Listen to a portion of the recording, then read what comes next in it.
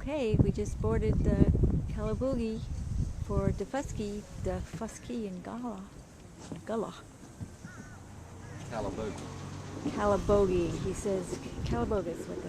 Are you the captain? No, that's There's the Herbie's our captain. Captain... Right there. Captain... Herbie. Captain Herbie. He's going to guide us down here. Calabogie Sound. Polo shirt or probably an alligator shirt and Bermuda shorts, and he kind of looked at me and he said something to me, and what was the first time I'd ever heard Gullah. I didn't understand a word the man said. I said, excuse me, you got a dolphin? Dolphin's off the port bow, left side of the boat.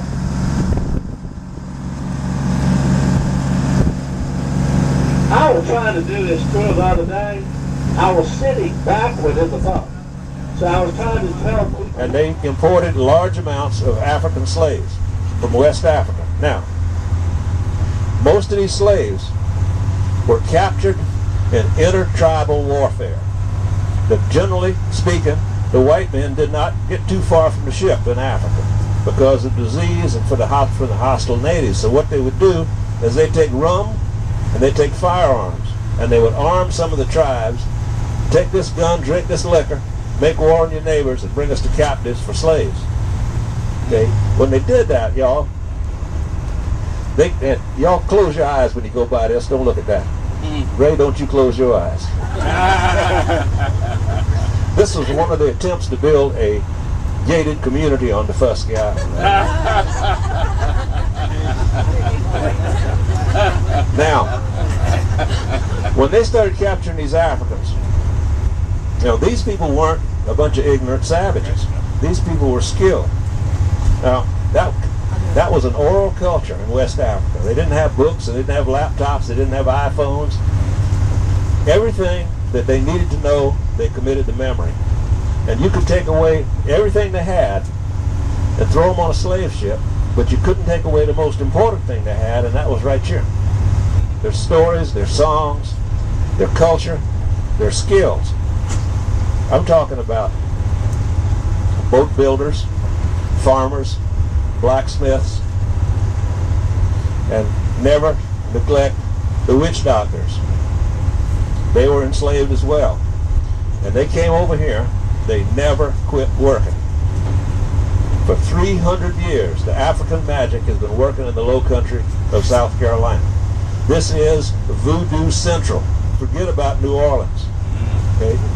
And the most famous of, we call them root doctors in South Carolina.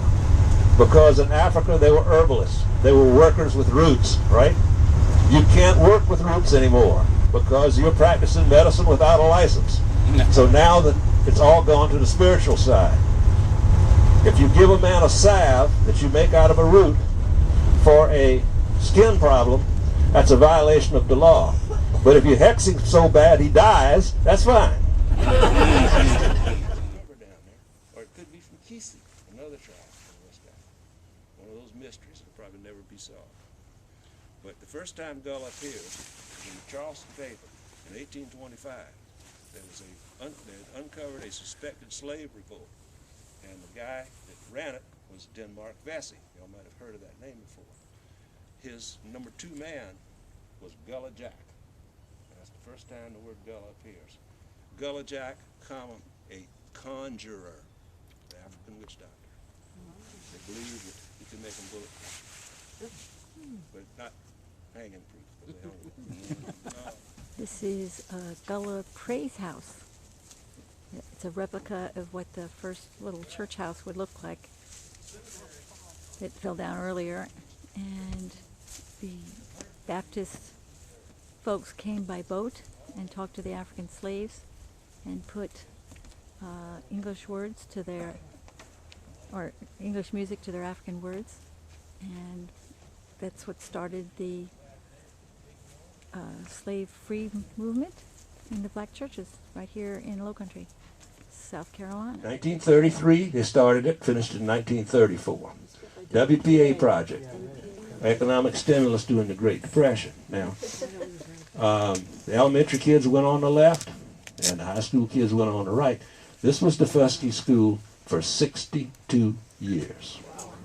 It was a black school from first grade to the 11th grade. It was integrated, and then it became just an elementary school, and the kids, older kids, had to get on the boat and go over to Hilton Hell and go to school and come back every day. They still do that because we have a wonderful elementary school here on the island, but nothing past the 5th grade. Middle school has got to go across the river. Well, anyway, this is where Pat Conroy came to teach, 1969. Pat didn't last very long, though. He didn't do well at all. 6 months, they fired him. He fought with everybody. Fought with the teacher next to him, fought with the school board, fought with the parents and grandparents. Finally, they run him off. But he had the last laugh because he went and wrote that book, Water is Wide, right? Sold it to the movies. John Voight won an Academy Award for a movie called Conrack. And then that wasn't good enough. They sold the darn thing to the movies again, and they called it The Water is Wide. And so Pat did pretty good for being fired on Daufuskie. He launched himself on a literary career that's ongoing to this day, right? Okay. Here is the view over to South Beach from Daufuskie. And here's the beach going up towards the river. A couple of houses. World War, Second World War. The Gullah people served as quartermasters, ammunition handlers, cooks, truck drivers. They didn't serve in combat, infantry. There was a supposition that the Gullah people were too excitable for combat. Like a white man wouldn't get excited if somebody was trying to kill him. So you'll notice on the stones that they're going to be from a segregated army. Now you'll find some stones in there that are made out of salvaged floor tiles from some old plantation house kitchen. You don't throw nothing away on Daufuskie. You don't throw nothing away. You salvage it all, okay?